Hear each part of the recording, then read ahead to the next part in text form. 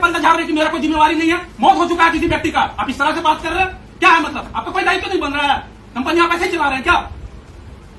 That is the property of government, not individual one. तो you have to implement the norms of government. अगर कोई मनरेगा का भी employ अगर दुर्घटना में मर जाता है ना, उसका भी एक मुआवजा का प्रावधान है। आपका क्या प्रावधान है? सिंगल काम यहाँ इस बात का गलती रखते हैं कि अगर आपको आग बुझाने का काम दिया गया, लेकिन आपने सेफ्टी प्रावधानों का कहीं भी ख्याल नहीं रखा। सेफ्टी एक्ट 1948 सेक्शन 38 में आप जाइएगा, उसमें क्लियर प्रावधान है कि बिना सेफ्टी सुपरवाइजर का आप काम नहीं कर सकते हैं। सेफ्टी सुपरवाइजर के बिना आप कैसे काम वहां पे मतलब काम करवा रहे हैं? कोई देख लीजिए कि भाई वो एक मजदूर था, डेली वेजेज में काम करने वाला था, उसका क्या उचित मुआवजा हो सकता था? वो सरकारी प्रॉपर्टी का रक्षा के लिए दिया हुआ था, अपने घर का प्रॉपर्टी को नहीं बचाने के लिए दिया हुआ था। तो आप जिला प्रशासन जिम्मेवारी ले इस चीज का, और जिला प्रशासन तय करे कि भाई मैनेजमेंट हमको इस तरह का जवाब दे रहा है। लेकिन हाँ, ऑफिशियल पर्पज बोल दी अभी कि डेड बॉडी रिकवर नहीं हुआ है, आप नियम संगत किसी तरह का सरकारी लाभ नहीं ले सकते हैं। मैं तो बोली ये चीज, ये आपदा नहीं है, दिस इज नॉट आपदा, ये आपदा नहीं है, इट्स एक्सीडेंट, ये एक्सीडेंट है ना, ये आपदा नहीं है। आपदा का श्रेणी में ये आता ही नहीं है। केस तो बनेगा, तो हमको तो किसी पे केस करना होगा। अगर कोर्ट पे जाते हैं, कोर्टर जाते हैं, नियमों पे चलते हैं, तो कोर्ट पे जाकर हमको लड़ना होगा। तो केस तो किन्हीं पे करना होगा, तभी तो जाके बात बनेगा। केस नहीं करेंगे तो बात तो बनेगा नहीं। मैम तो ठीक है, हम लोग एफआईआर करते हैं, देना है जो देना आप लोग दीजिए, जो फॉर्म में बनता है आप लोग जिम्मेवारी लीजिए, हम लोग उस पर एफआईआर करेंगे। किसी का जान चला गया मैम, आप लोग इतना लाइटली कैसे बात कर सकते हैं? तो फिर मैम नहीं ठीक है, एज ए प्रशासन आप अपनी जगह पे बहुत सही है, लेकिन जो काम करवा रहे थे वो जिम्मेवारी से क्यों पीछे हट रहे हैं? अगर आप पे थोप रही है, आपका क्या करना है? नहीं, आपका क्या करना है? छोड़िए, काम वहाँ पे आप करवा रहे थे, आपकी जिम्मेवारी में हो रहा है, आप किसी को मरने के लिए वहाँ भेजें क्या? सुनिए, एक मिनट मेरी बात सुनिए। कल जब रेस्क्यू करना था, जब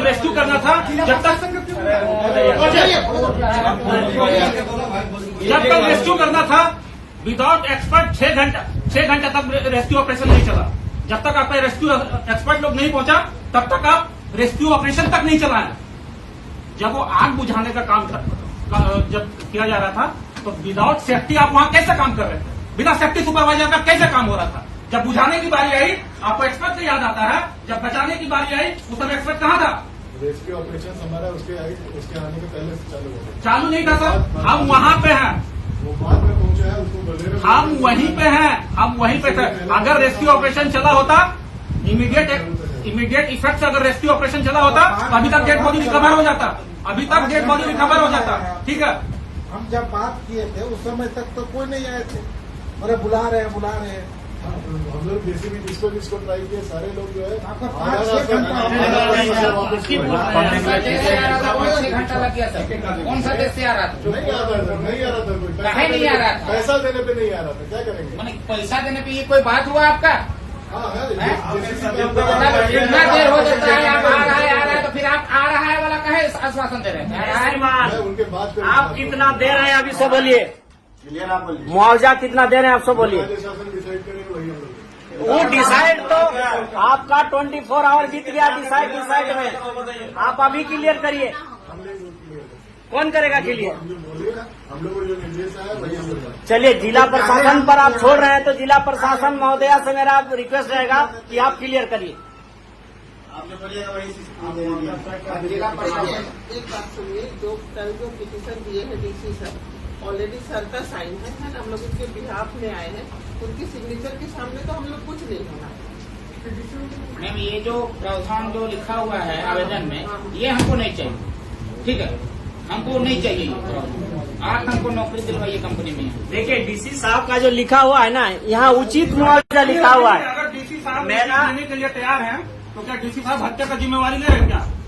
आखिर यहाँ तो जिम्मेवारी लेने के लिए लोग तैयार नहीं है कि भाई जीएम साहब हम बोल रहे हैं कि मेरा कोई दोषी वार नहीं है, जिला प्रशासन बोल रही है कि हम लोग कहीं से इन्वॉल्व नहीं है।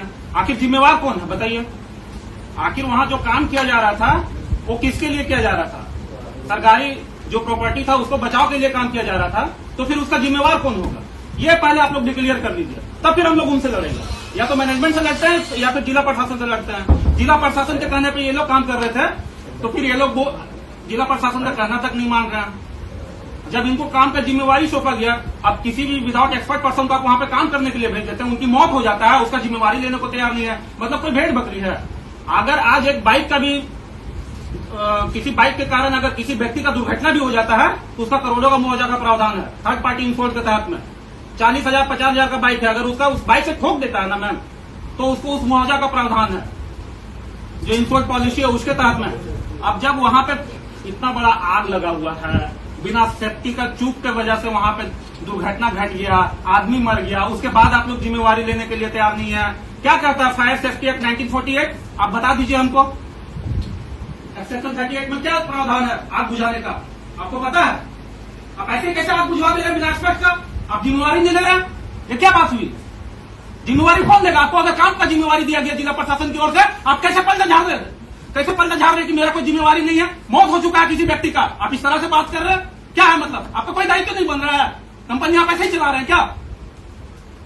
That is a property of government, not individual one. तो you have to implement the norms of government. अगर कोई मनरेगा का भी एम्प्लॉय अगर दुर्घटना में मर जाता है ना, उसका भी एक मुआवजा का प्रावधान है। आपका क्या प्रावधान है? सेफ्टी का क्या प्रावधान था? मजदूर वहां पे ऐसे ही झोंक दीजिएगा आप? बिना सेफ्टी का कैसे चला गया वहां पे? वहां घेराव तक नहीं किया गया है, कोई भी आम पब्लिक वहां चला जा रहा है। उस एरिया को आप घेराव किए? आपके जिम्मेवारी में, आपके अधिकार क्षेत्र में था तो अब क्यों नहीं उस एरिया को घेराव किए? अधिकार क्षेत्र में आपको जिम्मेवारी दिया गया क्लियर हुआ? फाइनल कंक्लूजन क्या निकाला? अच्छा, ये जो 3 लाख का राशि आप लोग तय कर रहे हैं, किस बेस के आधार पे कर रहे हैं? आपदा राहत कोष के तहत में दे रहे हैं, या फिर दुर्घटना बीमा के तहत में दे रहे हैं, या फिर किस योजना के तहत में ये राशि दिया जा रहा है? ग्राउंड पे दे रहे हैं, मानवीय ग्राउंड पे। मानवीय ग्राउंड पे आए हैं हम लोग, उसी ग्राउंड पे इनको दे रहे हैं। ठीक है, मानवीय ग्राउंड पे मुआवजा तय होता है सर, उसका लाइफ के लाइफ वो अलग चीज। अरे बात उसी पे करना है हम लोग को ना, मुआवजा पे ही बात करना है। कॉन्ट्रैक्टर आएगा ना, ये बात होगा तो कॉन्ट्रैक्टर को मुआवजा की ये बात होगा, कॉन्ट्रैक्टर से मुआवजा की बात होगा। मानवीय संवेदना के तहत कोई कॉम्पनसेशन नहीं। तो अब कंपनसेशन पे भी बात कर लिया जाए मैम, बाद में ये होता नहीं है, जनरली यही होता है। हम लोग कभी भी कुछ भी किए हैं, इतना लोग गैदर नहीं हो पाते। हो गया क्या कंक्लूजन है समझ में नहीं आ रहा, फिर से आप डिक्लेयर कर रही है। आप बोलना चाह रही है कि हम लोग एविडेंस जो है वो ला के लिख दे कि भाई सही में ये घटना घटा है। अभी आप अच्छा हाँ, वो प्रमाण मिल जाएगा। प्रमाण साक्ष्य के आधार पे वो लिख के देगा, लिख के देगा ना। चलिए ठीक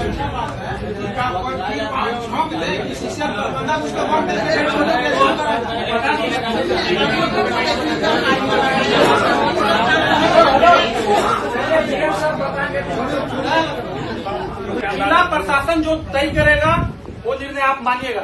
मैम इट्स अ रिक्वेस्ट, आप डीसी सर से कांटेक्ट कीजिए कि जो कंपनसेशन एक्ट है 1923, उस आधार पर यहाँ पे कंपनसेशन दिया जाए। जो भी मजदूर है जिसका डेली वेजेस का जो प्रावधान है, क्योंकि मजदूर मेरे लिए नहीं काम कर रहा था, किसी और के लिए नहीं काम कर रहा था, सरकारी प्रॉपर्टी को बचाने के लिए काम कर रहा था, और वो किसी के आदेश से ही काम कर रहा था, वो खुद से वहां पे नहीं गया था। तो पूर्णतः किन्हीं को जिम्मेवारी लेना होगा इस घटना का। आप लोग जिम्मेवारी नहीं लेंगे तो उनको न्याय कहां से मिलेगा? भारत लोकतांत्रिक देश है, लोकतंत्र का भी ख्याल रखिए थोड़ा सा भी, और इस लोकतांत्रिक देश में उसके साथ में न्याय हो, हम यही चाहते हैं। अब जो कंपनसेशन एक्ट कहता है आप उसी आधार पर मुआवजा तय कर लीजिए। इंश्योरेंस पॉलिसी जो कहता है उस आधार पर आप मुआवजा तय कर लीजिए। जिला प्रशासन पे थोप रहे मैम, आप लोग बात रखिए, या डीएफओ साहब से आप लोग कांटेक्ट कीजिए, या फिर डीसी साहब से कांटेक्ट। काम यहाँ इस बात का गलती रखते हैं कि अगर आपको आग बुझाने का काम दिया गया, लेकिन आपने सेफ्टी प्रावधानों का कहीं भी ख्याल नहीं रखा। सेफ्टी एक्ट 1948 सेक्शन 38 में आप जाइएगा, उसमें क्लियर प्रावधान है कि बिना सेफ्टी सुपरवाइजर का आप काम नहीं कर सकते हैं। सेफ्टी सुपरवाइजर के बिना आप कैसे काम वहां पे मतलब काम करवा रहे हैं? कोई देख नहीं रहा है। अगर अभी जो भुक्तभोगी है ना, उसके साथ में जो था पीड़ित के साथ में, वो आदमी बोला हम गमछा दे रहे थे, काश उसके पास में अगर सेफ्टी सुपरवाइजर होता, देख रेख करने वाला लोग रहता, बेल्ट बंधा हुआ रहता, उसको खींच दिया जाता, इतना टाइम भी नहीं लगता। सेफ्टी का चूक की वजह से उसका मौत हुआ है। ये लोग कुछ भी हो, ये चीज आपको एक्सेप्ट करना पड़ेगा मैम। ये दुर्घटना नहीं है, ये कोई नेचुरल हैजार्ड नहीं है, प्राकृतिक आपदा भी नहीं है, ये किसी सुरक्षा में चूक की वजह से ये घटना घटा है। तो अब ये चीज को आप लोग क्यों नहीं एक्सेप्ट कर रहे? आप मनरेगा मजदूर का क्या आप लोग रखे हुए हैं कंपनसेशन का प्रावधान? एक मनरेगा मजदूर अगर काम करते करते दुर्घटनाग्रस्त हो जाता है, मर जाता है, तो उसका क्या प्रावधान है? उसको भी क्षति का प्रावधान है।